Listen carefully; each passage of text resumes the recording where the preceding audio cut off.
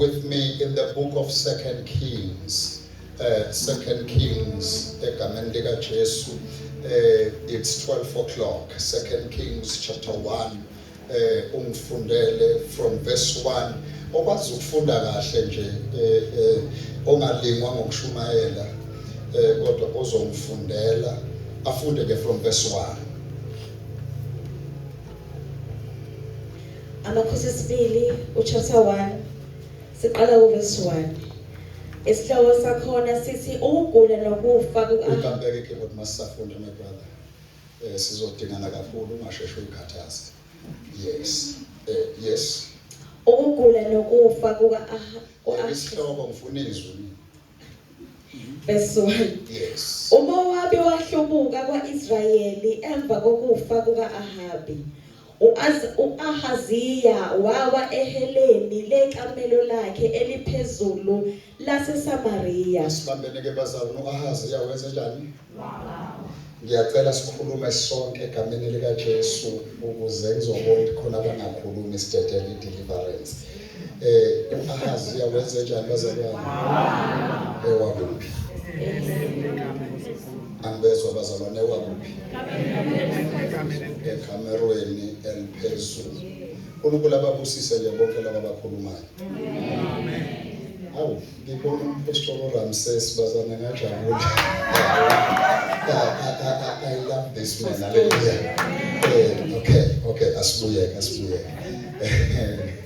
Glory to Jesus. Qhuba ke sisi. U-Ahaziya wawa eheleni lekamelo lakhe eliphezulu laseSamariya. Sisi musufunda ngathi ujaha isitimela. U-Ahaziya wawa ekamerweni lakhe eliphezulu. Yes. LaseSamariya. Yes. Wagula. Wathuma izithunywa. Yes. Wathi kuzo, hambani nibuze kuBhali-Zebhubi uNkulunkulu wase-Ekroni uma ngiyakusinda kulokhu kugula kwami. Yes. Kepha ingelosi angithi niyazwa bazalwane emva kokuwa kwakhe angithi uthiwa wayesethuma ini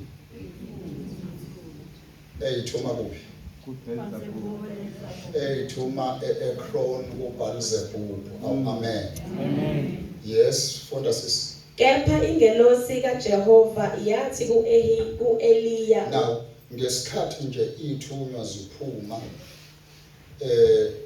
ngesikhathi ekhuluma nezithunywa ukuthi ake ningiyele e-Ekron niyongibuzela ukuthi njengoba senuwile nje isimo sami asisekho right, hambani niyongibuzela ukuthi ngisazophinde ngiphileni kulokhu kufa esenivele ngawela kukho. Amen. Ngiyacela nisondele bazalwane, vele angijwayele ukushumayela ngo-12. Ngizosheshe ngimdedele. Yabona manje nginikeza u-amen nje niba khona. Ngizosheshe ngimdedele. Kodwa manje ukuthi ayibonga Nkosi. Ngifuna nje abantu bethi amen. Oh, thank you Jesus. Now ngesikhathi ethi ithunywa aziye eKron wanyakaza noNkulunkulu wabiza ingelosi ukuthi ake iphuthume. Glory to Jesus. Amen. Funda sisi. Kepha ingelosi kaJehova yathi ku-Eliya waseThishibi, suka ukhuphuke ukuhlangabeza izithunywa zenkosi yaseSamariya. Suka ukhuphuke, ngithunywa uNkulunkulu ukuthi azokutshela suka ukhuphuke uhlangabeze izithunywa zenkosi. Oh hallelujah. Amen.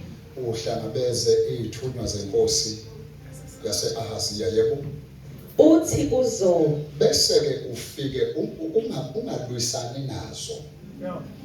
Engikuthume khona akuyikhona ukuthi uyolwa. But nje fika uthi kubona buza lo mbuzo nje uyoqedile. Yes. Kungokuba kungekho uNkulunkulu kwaIsrayeli ukuba niye nibuze kuBhali-Zebhubi uNkulunkulu wase-Ekroni na. Ngoba la kwaIsrayeli engekho yini uNkulunkulu njengoba niya ukuyobusa ekroni na. Oh, amen. Father, this is your word to speak to us in the name of Jesus Christ. Amen and amen. Uma ufunda iBhayibheli lekhona abazalwane. Amen. Asiqale la. Incwadi le yamakhosi. Incwadi yamakhosi ayiqondakali ukuthi ibhalo ubani. Ama attributions ayamkhomba uJeremiya. Yingakho ke ama scholars agcina eloba uJeremiya kodwa khona ayiqondakali kahle. Nikhona abazalwane. Amen. Le ncwadi yamakhosi ibhalwe 560 BC. Glory to Jesus. Amen. Now, le ncwadi le yamakhosi isivezela izinto ezo-3. Nikhona abazalwane. Ngicela ngibeke mina abazalwane, ngicela ngibeke mina. Ngiyazi mhlawumbe I'm not your favorite preacher, but ngicela nje uthobeleke lokhu ukukhuluma kaNkulunkulu.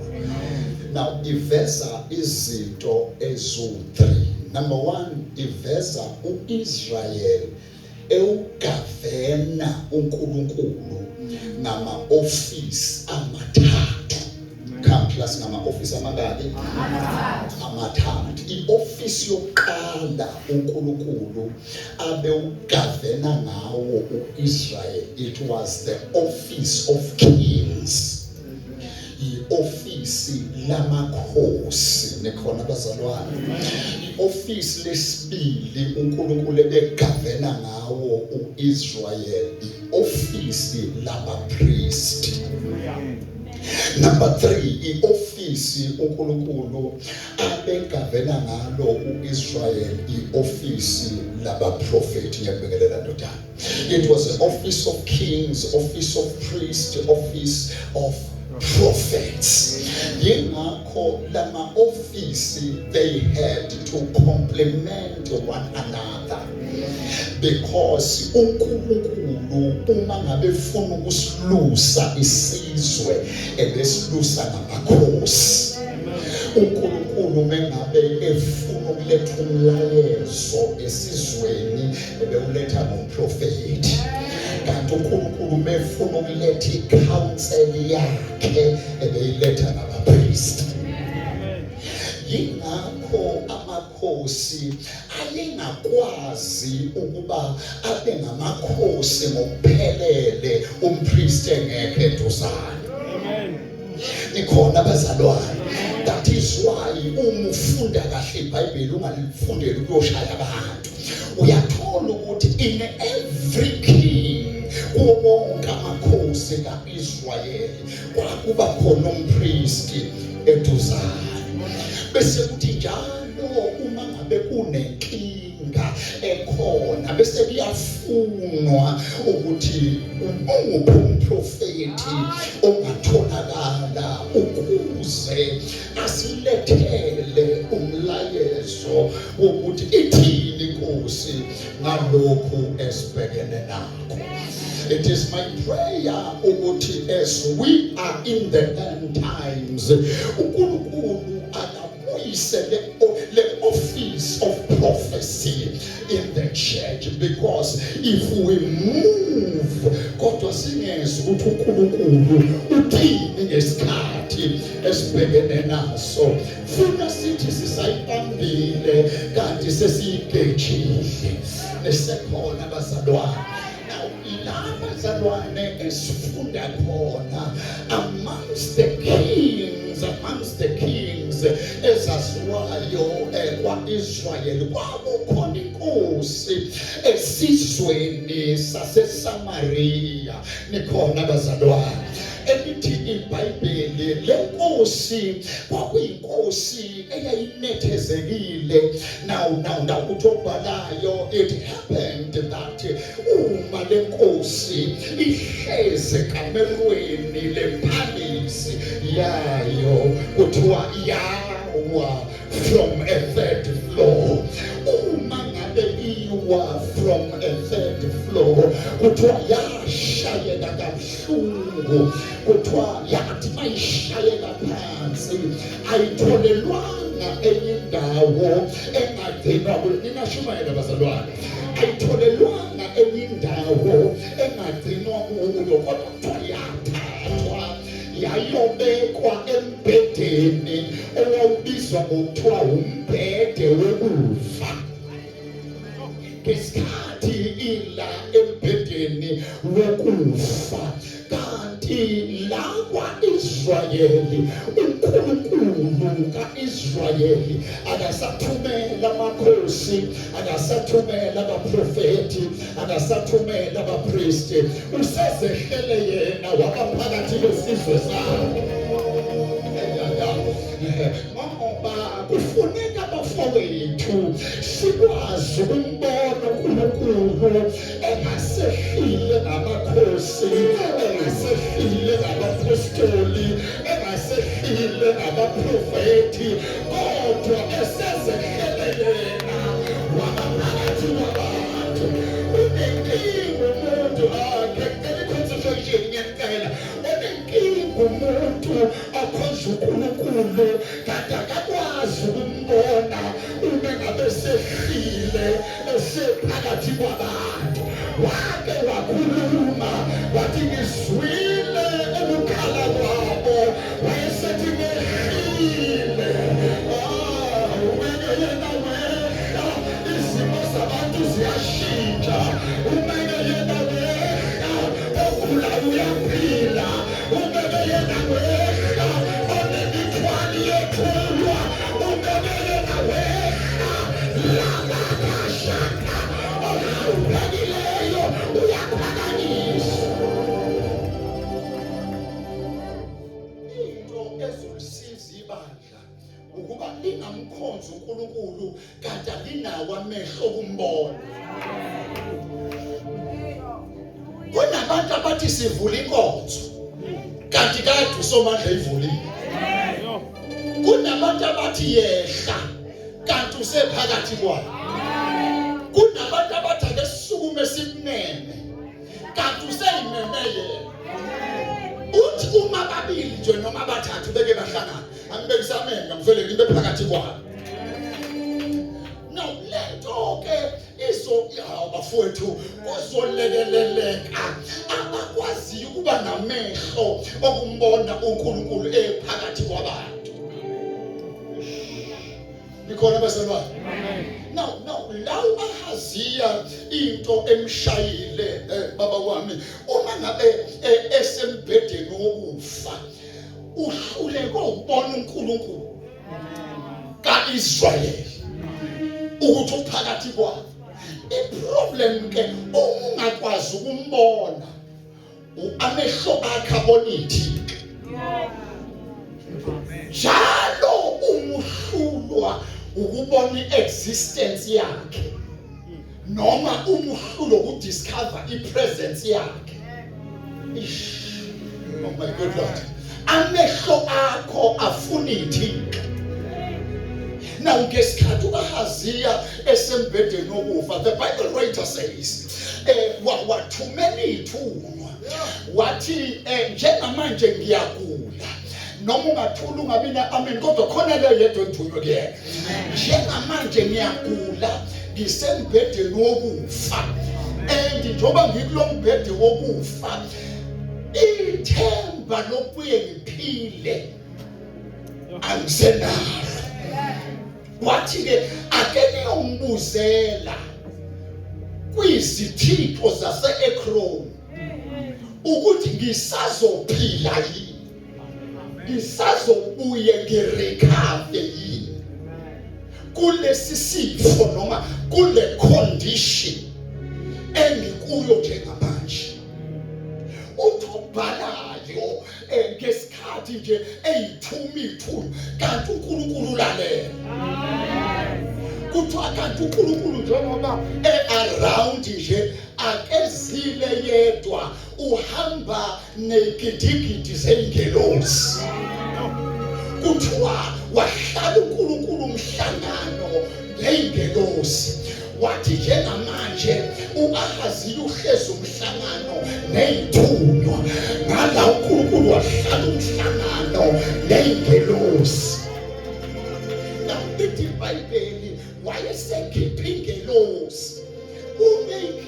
lengelosi akayisi ku-Ahaziya kodwa uyisa ku-Elijah ngoba akenzi lutho engakasho kubaprofeti bakhe. The book of Amos, I do nothing without first revealing it to my prophet.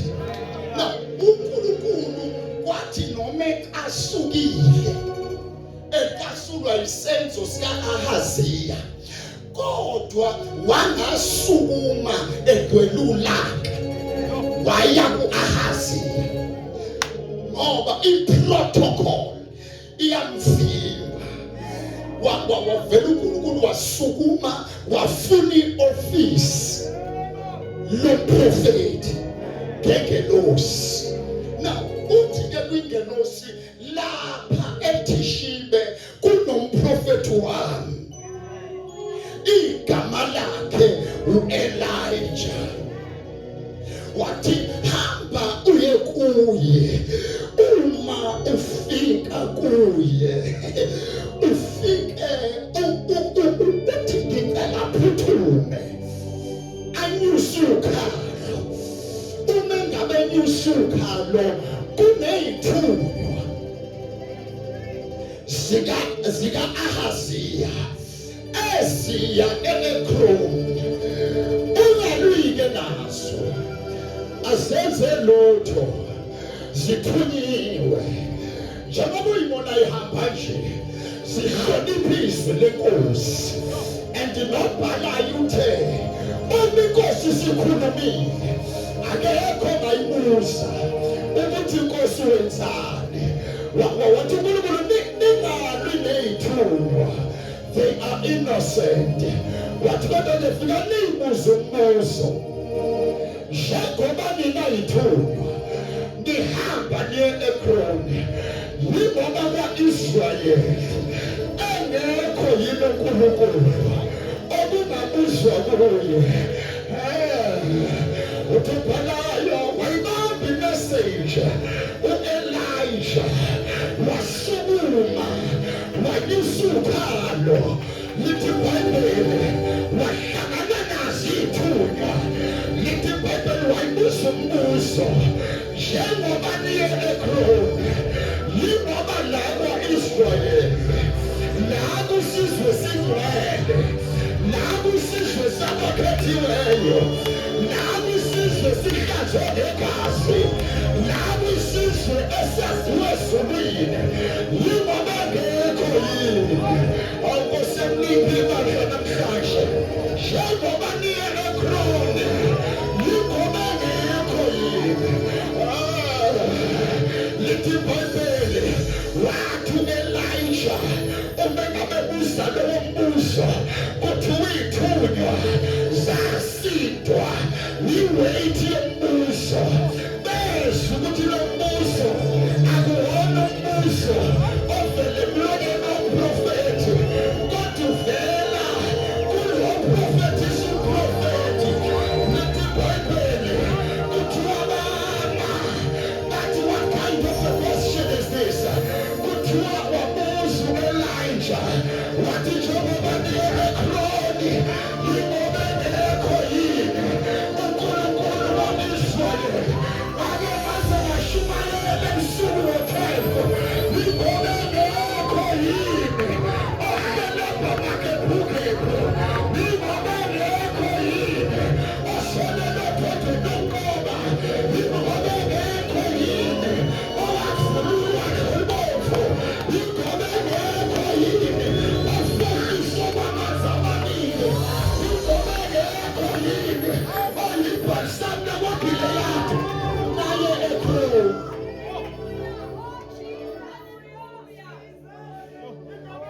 Yingoba engekho. Sengifikile kumlayezo wami, yingoba engekho yini. Khona le nto yakho mfana. Yingoba engekho yini.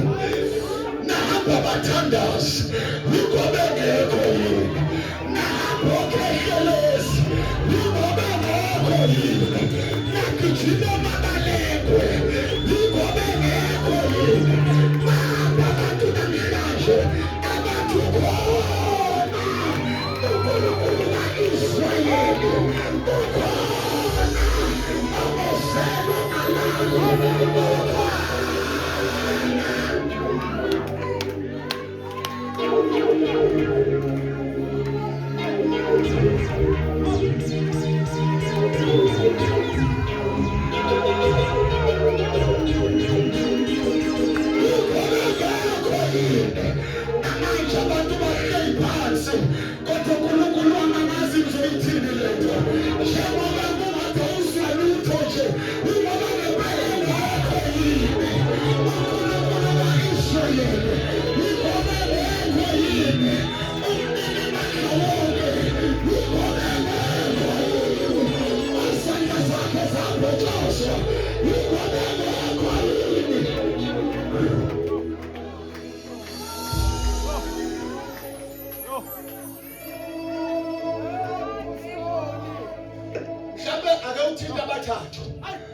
uthi waphetha kangaki ngobe ngekho yini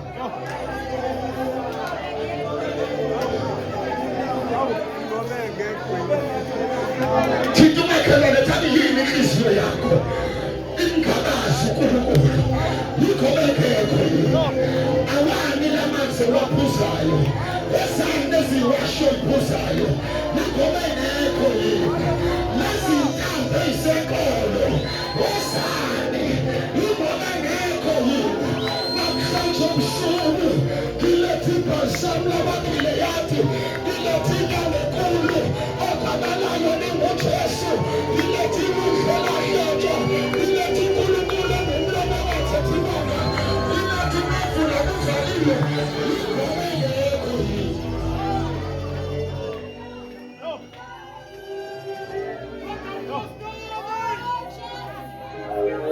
Wabafowethu zifunani inyanga epulpiti yikho bengekho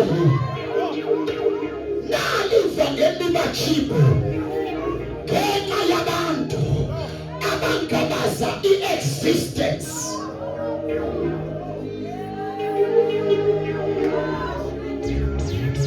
mina ndiyabuza namanje ukhona phakathi kwethu athi ehlabelelayo sekhona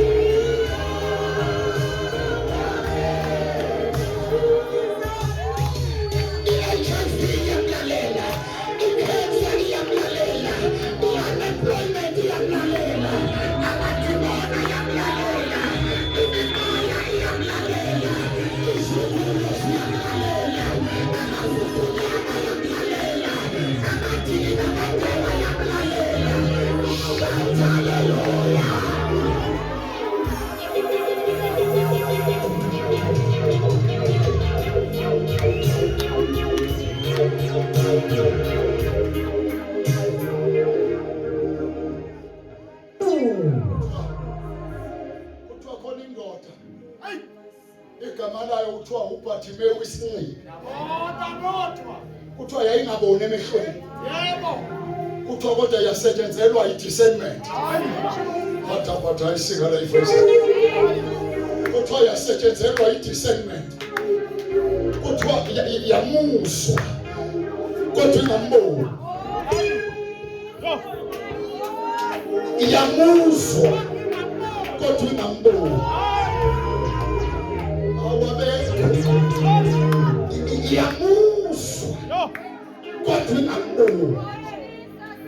Uthobhala uma esefiki kuthola indoda yamemeza ngathi yasha ngoba akuthule uma ngabe sekhona bathulile abantu bevelesana akuthule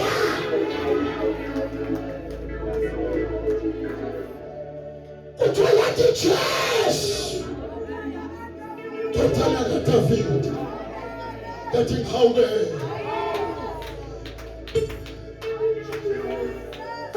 kuthiwa bathi babeseduze naye bathi shut up, you are making noise. Ngoba oh my God, iBhayibheli bazalwane lithi bamkhuza kuthiwa waya ememeza kakhulu.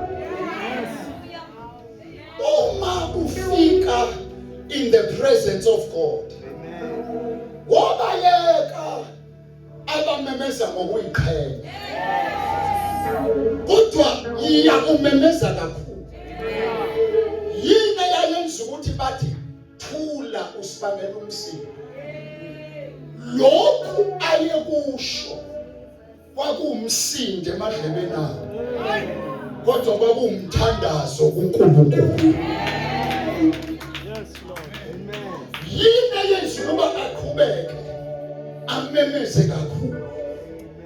One, udiscovered lokuthi umeke waba around ibhubhuthe ziyavuleka. Hayi webafowethu, umeke waba around ishosha ziyasukuma.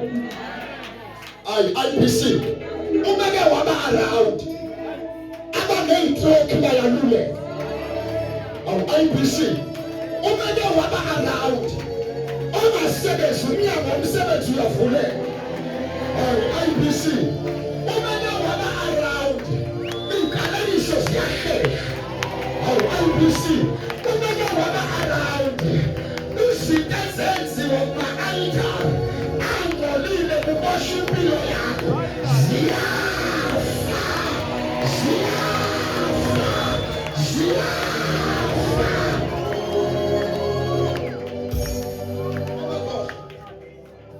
Uke wafika eGalile, wathi befika eGalile kwabonakala intombazana ingakazilale nendoda yakhulela. Kanti unjani uNkulunkulu uvula ngisho ibeletho? Ngithi mina ufike eGalile wafika intombazana bavuleka isibeletho yakhulela. Bathi bedidekile ukuthi kanjani, kuthiwa wabuye wafika, kuthiwa wabona uGabriel kuphela, kuthiwa bedidekile kuthiwa wasukuma uGabriel. Luka 1:37 wathi ungenzeke ebantwini, wathi kuye niya kanjani eKroni kukhona uNkulunkulu okwazi ukwenza izinto abaseke khona abahlulekayo ukuzenza. Hayi niya kanjani eKroni kukhona uNkulunkulu ogila imihlola hlobo. A God of impossibility.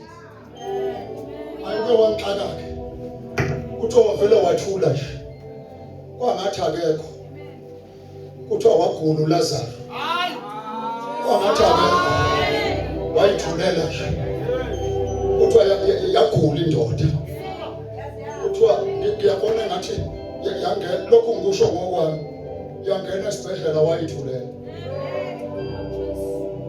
Kuthiwa baqala odade wabathi ngoba uNkulunkulu umhlobo wakhe akafiki ngapha, futhi nakhona sesimthumelele samtshela ukuthi omthandayo uyagula. Mhlawumbe naleyo siyokhuluma ngayo ngenye imini, ngoba kugula ozondwayo kuphela, nothandwayo akwehlelwa omubi kuphela. ngothandwa akulingwa omubi kuphela ngothandwa hlazane wambulekelwa yileyo uyothi ukhala ma kodwa bekubona abantu uhlabeni ukuthi ngiyathandwa ngingubani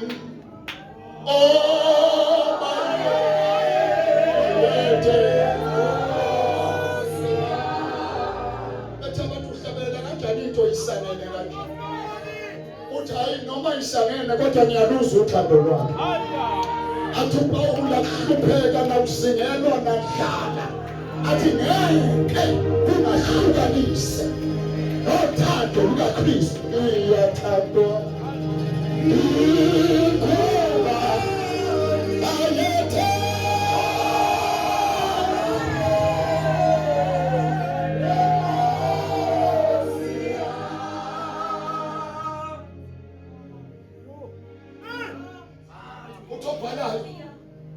wayithulela nje yaze indoda yangena ethuneni nakhona isingena ethuneni day 1 wayithulela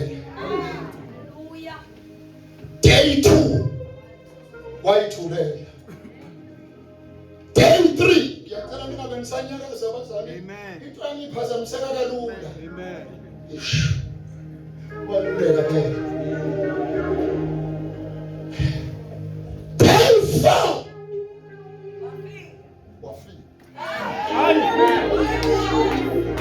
uma efika ubuza umbuzo nimfihlephi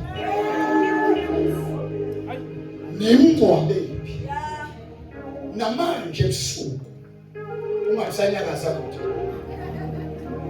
namanje ebusuku ngiyambona ungenguyo phakathi kwethu ubuza uSathane ufihle siphi isimo lithi iBhayibheli bakhomba mefika la hayi wathi weLazarus foka engaphethe pile engaphethe fosho uye ekhona ushiya uNkulunkulu njalo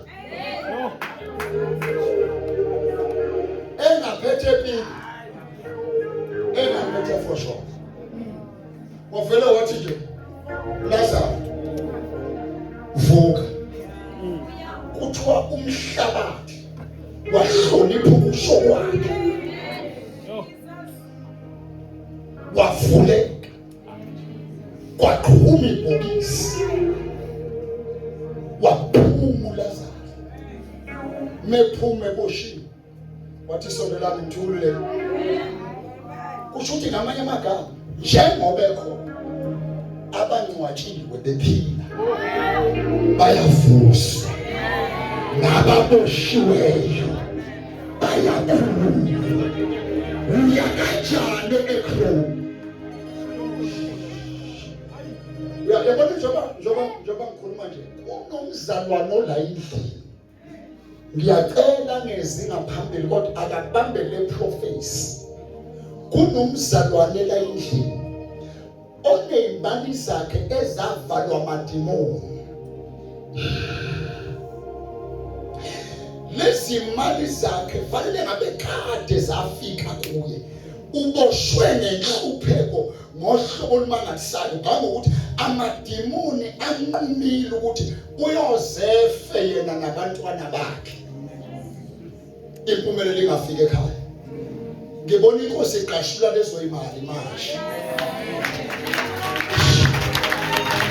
in the name of Jesus ngibona lezi impopho ezipephile ziyagashuka egameni likaJesu angivale ngokuthi uNkulunkulu inature yakhe ayivumi kuba xabane nomuntu kodwa iyahluleka inature yakhe ukungaxabani nomuntu oshiya yena aye kuThixo. Iyavala manje. Yesu uthi iBhayibheli lithi othanda ukuba bonke basindiswe. Umeke la kubo bonke kwakhona nje portion eya eThixweni. Usukuma mengenya. Kusukume ne-angelic ministry imengenya. Why? Sekukhona oshiyo kaIsrael wayeyiThixweni. Let me close by saying iyona ngabano uNkulunkulu enze ukuthi uAhaziya angizwani ngampela. Lithi iBhayibheli wamncenga ukuhlamba wamncenga uNkulunkulu emncenga ngo-Elijah emnika ithuba lokuthi akaphenduke. Kunokuba aphenduke cela ningibani, kunokuba aphenduke walwa. Ngesikhathi izithunywa zijika ziya kuye, kuthiwa wathi mengabe ibona iqhamuka wathi nibuyeleni. Zathi sihlangane nendoda. Isibuzo umbuzo sihlulile. Uzathi yathi njengoba siye eKroni yingoba la kwaIsrael engekho yena uNkulunkulu. Uthi Ahaziya cabanga ukhulumulele embhedeni wokufa. Uthi ake ningichazeleni le ndoda ibiyisima sini. Kuthiwa baqala bayichaze ligqoke kanjani, bachaza ukuthi ingakanani. Kuthiwa uAhaziya wathi uElijah lo. Lalela, njengoba ubhizi uhamba madimoni, uhamba uNkulunkulu bezizwe, uma ufika kubo abanqeni ukuthi bakutshele iID number yakho. Why? uAhaziya uyamazi uElijah noma engafiki.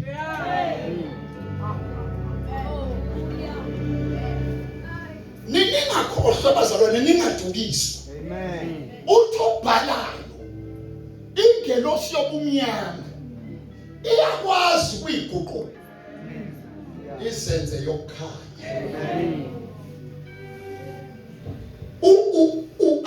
uAhaziya wamazi uElijah engakafiki. Uthobhalayo ngizama ukuthi la musani ukuhlanganiswa yiprofeto, hlanganiswa noNkulunkulu ofihlo isiprofeto. Into ukuthi utshelwe iID number, watshelwa ilocation yakho, watshelwa ukuthi usebenzaphi, ayimqualifyisi uNkulunkulu waseEkroni ukuthi usewuNkulunkulu. Nabalala sasuke sinamandla.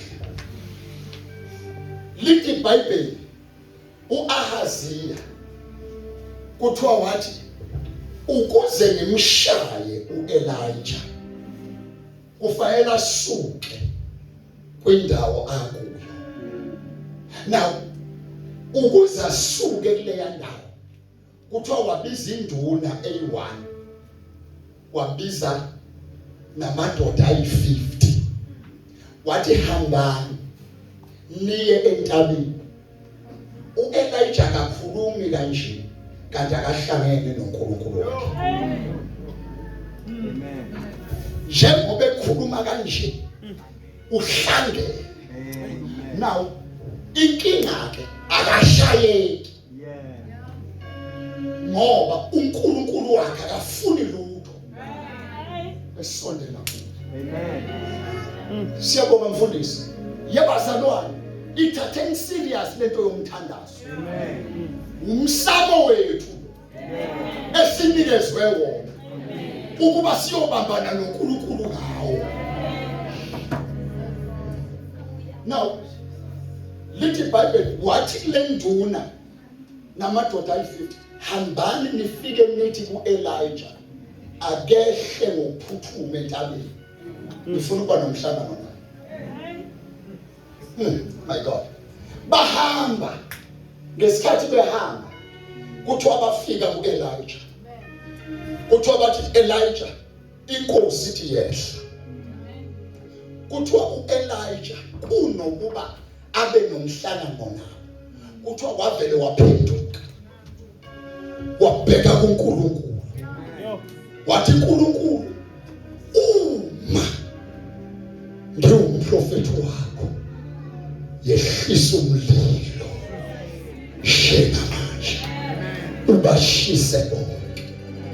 Kuthiwa wathi mengabe phenduka bonke sebewumlotha.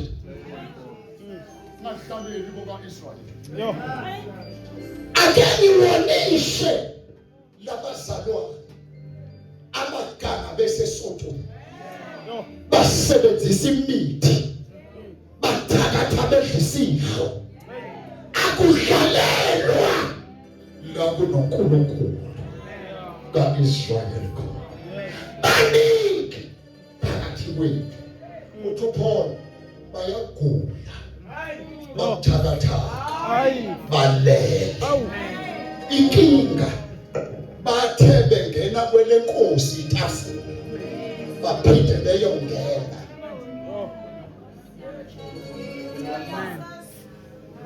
Bayongena kwele umnyango yini amen waye washona lesibhedlela udlula isibhedlela ama inkinga baphakathi endlini kaThixo kodwa bahudula izitho zase-Ekroni. Bahudula izitho zase-Ekroni bephakathi endlini kaNkulunkulu abanqeni ukuthi umuntu ejazi kahle ukuthi uvuke endodeni aphinde yobamba i-microphone. The problem, they think they're fooling Elijah, forgetting that there is God of this mountain. Uma ngabaziya eyibona i-50 ngabuye nenduna engakuthiwa wakhiphe yesibili induna ne-50 yesibili kuthiwa baphuma bafice entabeni u-Elijah amehla bomvu ugcwele amandla kaNkulunkulu inkazimulo imbambile ushawuza amalanga bomlilo. Kuthiwa bathi mabembheka kuthiwa bakhuluma bekude bathi Elijah yehla inkosi ifuna ukukhuluma naye. Uthi u-Elijah wangabaphendula wavele wabheka entabeni wathi uma uNkulunkulu yini yakho hlisa umlilo ubashise njengamanje kuthiwa wehla umlilo wabashisa baba umlotha. Uthi u-Ahaziya ngendlela wayesiphukuphuku ngayo wakhipha induna yesithathu namadoda ayi-50 esithathu. Kuthiwa ngesikhathi ebakhipha wathi hambani nithakehle kuyonakala la. Amen. Kuthiwa bathi uma sebehamba ngendlela kuthiwa bashintsha istatement. Kuthiwa baqala babuzana bathi yiphi induna yokuqala induna yesibili i-50 yokuqala yaphelela i-50 yesibili yaphelela. Uma thina siqhubeka nalomlayezo siyophelela elokuvala bafundi. Uma siqhubeka nokubhawa u-Ahaziya ngenxa yezitho zase-Ekroni sizophelela. Uthi obhalayo ukuba babehlakaniphile babezozidla ngesiphetho sabo. Kuthiwa bathi no ukuze okwenzeke kwinduna yokuqala kungenzeki kithi asidrophe lo mlayezo asifike lapha singayehlisi le ndoda entabeni kodwa sifike sifune uNkulunkulu wakhe.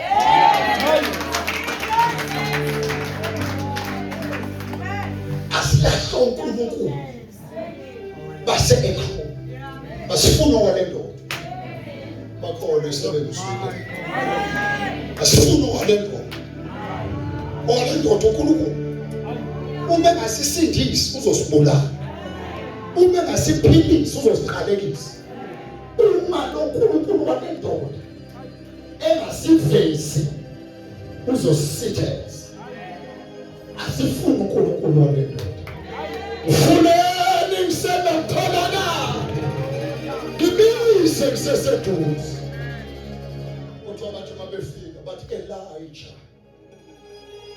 may your God be our God kuthiwa khona men of God basho baguqile onke amadoda asubuka nezilimi zonke izovuma zithi uJesu akuyena ushephu uJesu inkosi noma bengadlala umthuthuzo wamanje kodwa there is a coming time where all knees will bow and say Jesus is the King of Kings.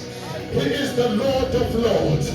There is none like him, the God of the ancient days. Ithemba labasendulo abaliphela laselavelo bana ohlele babakebukebu ihumela likaJesu impande kaDavide umilo onothulayo uNkulunkulu ongakhonyela uyayikhonyela uNkulunkulu onavula kuvaliwe uNkulunkulu avalo umuntu emhlabeni uNkulunkulu avunya ukuthi lushelele uNkulunkulu onesitha sethu nesitha ibulala iqede thina sivele sesingabanqobileyo uNkulunkulu umlondolozi ka-Israyeli omoselo ngalami uNkulunkulu ka-Israyeli ophilayo kusephelala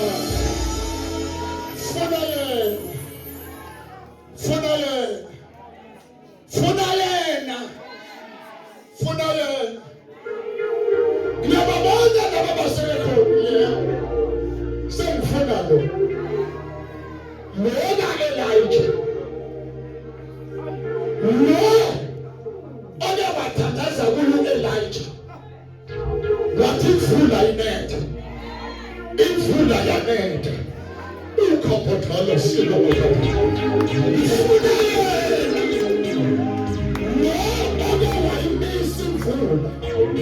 imvula yama hena maseya ufuna loNkulunkulu elithi iBhayibheli uDaniel makondana newindebe yeJerusalem kuthiwa okukakathatha mathandaza ufuna yena loNkulunkulu owangena noPawulo ejele kwavulela ijele kwanyakazisa isebenzo zawo ufuna yena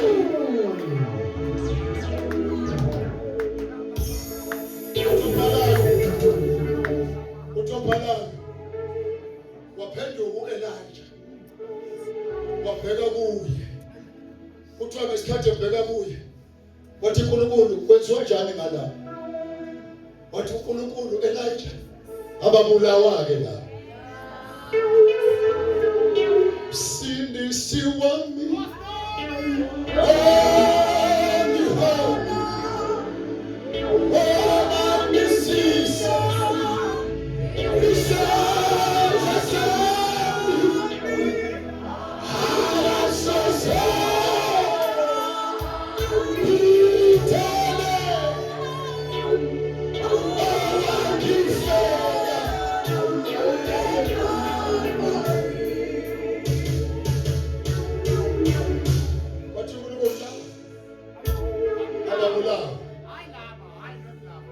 kodwa ngiba uNkulunkulu wabo wena Elijah ube umprofeti wabo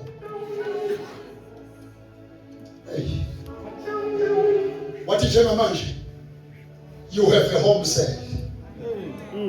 These are the first members of your church. Wathi bona abazokhombisa nomuzi kaAhazi. Nayo Ahazi ngifuna abajoyi aphenduke.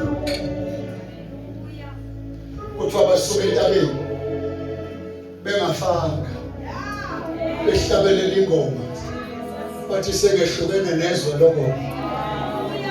Bathi ngiyobekezela Jesu ngobeleza.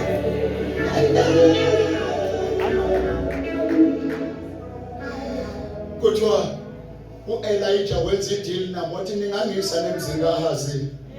Bathi singaya provided uzohamba phambili thina sibe ngemuva. Ngoba leya ndoda ingasibulala nokusibulala.